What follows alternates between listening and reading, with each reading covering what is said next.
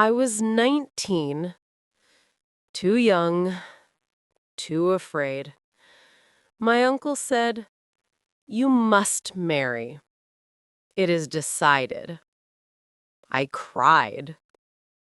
He did not care. The man's name was Rafiq.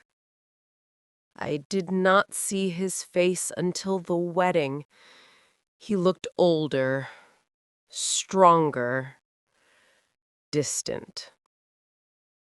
On the wedding night, I sat on the bed, my heart like a drum, my body like stone. He walked in, he looked at me, and said only one word: "Sleep." He turned away. He lay on the floor, and for the first time that week, I breathed. Days passed. I cooked, I cleaned, I obeyed. He stayed silent. I thought he hated me. I thought I was invisible. One evening, I was carrying water.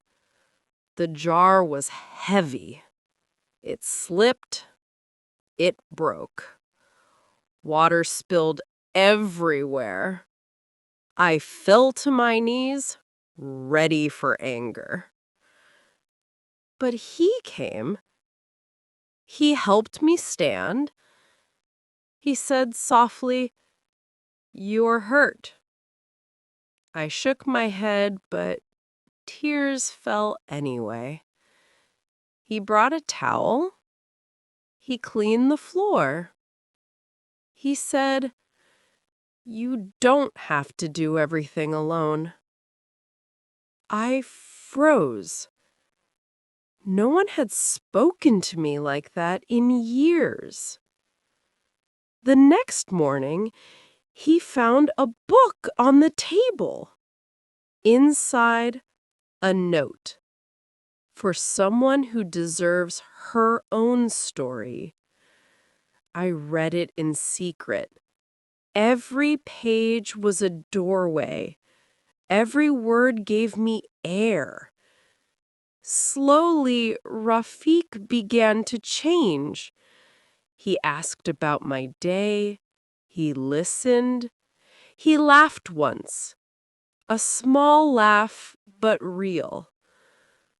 One night, he said, "I never wanted this either.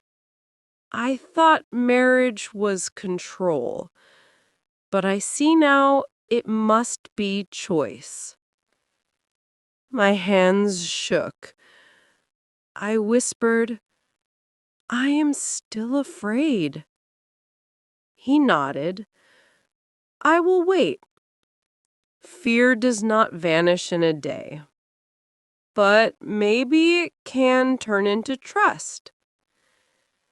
Weeks turned into months. We ate together.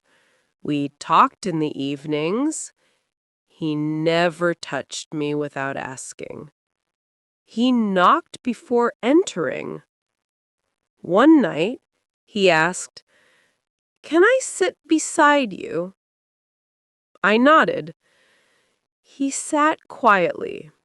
Then he said, "You are not a prisoner. You are my equal." For the first time, I believed it. And for the first time, I wanted to stay.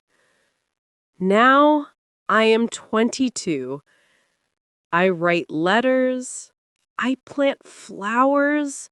I smile without fear. I am not just someone's wife.